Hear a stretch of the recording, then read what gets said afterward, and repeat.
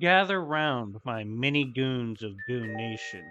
It is Dr. Goon, and we have a new video for today. First of all, I must thank all of you for joining Goon Nation. We have surpassed 27,000 subscribers.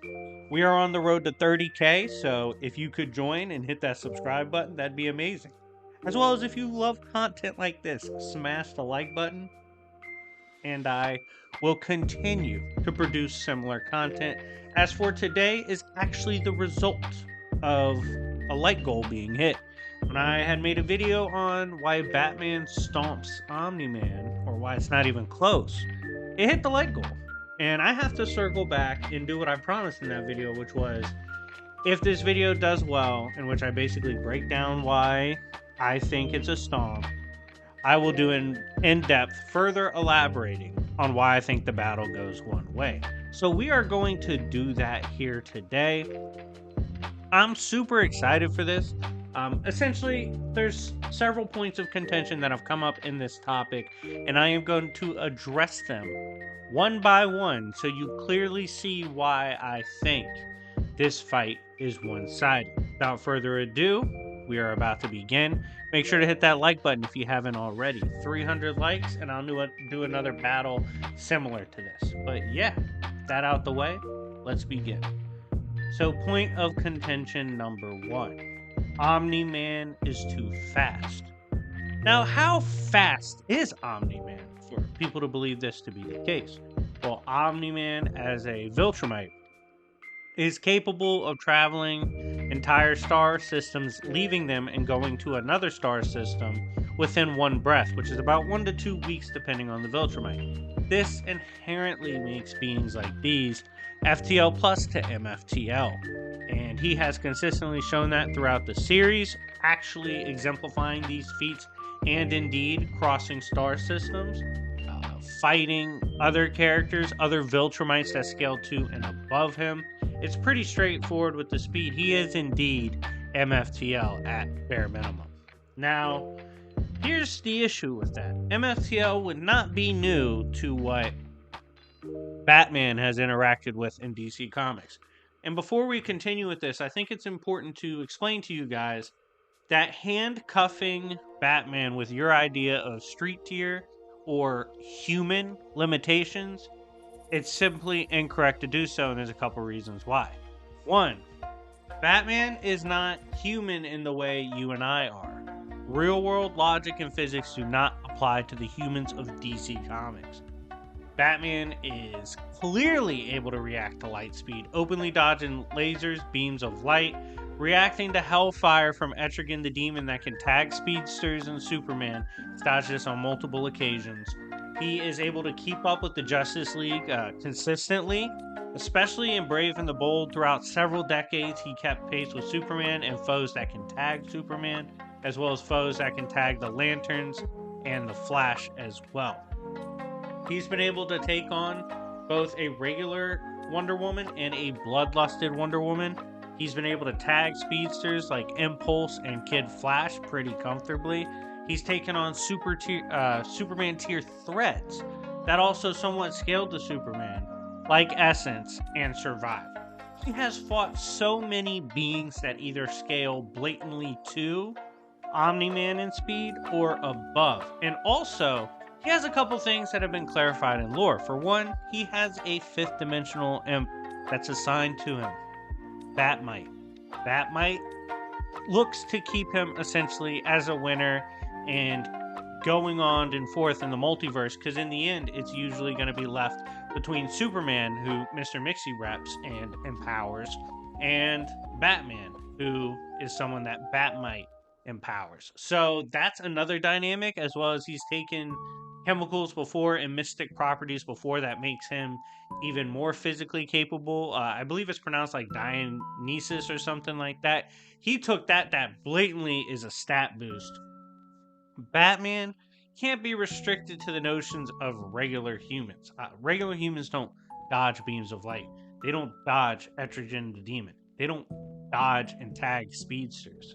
They don't beat up lanterns, okay? It's too many examples of this as well to be an outlier. It would make sense Batman can react and move at these speeds because this is what he's around 24/7. If he couldn't react to shit, he wouldn't be with the Justice League. He'd be dead. Like, he has to.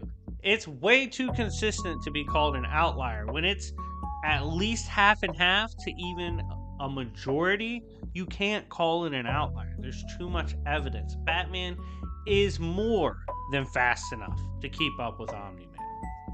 We then look at the next point of contention, which is Omni-Man is simply too strong for Batman to contend with. This is another notion I found to be funny. One, I don't necessarily see strength being the win con for Batman anyway. Like, I don't see many people arguing Batman's gonna outmuscle Omni-Man or attempt to do so. You could get Omni-Man easily planetary to up with his scaling 2 and other characters. Now, some might try to limit him to that because it took him and a group to destroy a planet. However, keep in mind, there's attack potency and area of effect. It's hard to completely destabilize a planet, especially if you're the size of a human. He needed a few people to help do that. You could argue that doesn't necessarily handcuff the attack potency, just the area of effect. We know casually, a punch from a Viltrumite soldier could erase an entire race of beings. These are characters that kept up with people that have taken down universes or dimensions. He's really impressive strength-wise. I would say safely planetary, right? Well, here's the issue. That's another Tuesday for Batman. So it's not necessarily a case of Batman is going to match him strength for strength. But it is definitely a case of, well, we've already established there's not going to be a speed discrepancy. If anything more, in combat speed, Batman has more impressive showings than Omni-Man. We've established that. So when talking about power, it's more about, okay, well, if you think Omni-Man is stronger than Batman, which is fair, if we're talking about base with standard gear, and like no augmentations added or put on, that's fine. It then becomes a question of, well, can Batman take a hit from Omni-Man? The answer is obviously yes. He's taking hits from Superman, taking hits from Wonder Woman, he's taking hits from demonic Wonder Woman, he's taking hits from lanterns of different cores, he's taken hits from extra-dimensional demons, he's been hit with Hellfire, that can damage even characters as high as Spectre. His standard suit is absolutely insane. He's brawled with Solomon Grundys and taken hits from Grundys that was taken on the entire Justice League. Okay, there's plenty examples of, and this is kind of the other point of contention, Batman's not durable enough, but we'll kind of blend these two together. Batman can more than take punches from Omni-Man. He's taken hits from stronger beings, and I need to say with emphasis, in standard gear. This is not me at all trying to argue with prep. No, this is standard gear, shows up what he typically has. So I feel there's no reason to argue he's stronger than Omni-Man. I don't think anyone's going to take that position. He should have the AP with strikes to at least annoy Omni-Man, but he can definitely take hits from someone as strong as Omni-Man and continue the fight in his standard gear. This next point is kind of an interesting one because two ways I want to approach it, right?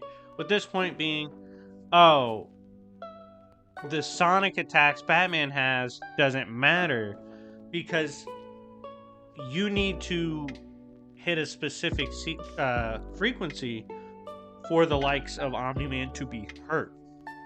This gets a bit weird because one, he does have sonic weapons that can hurt Superman tiers, and if they're able to hurt super beings because of their heightened senses like that, perhaps it could hurt Omni-Man regardless of the frequency.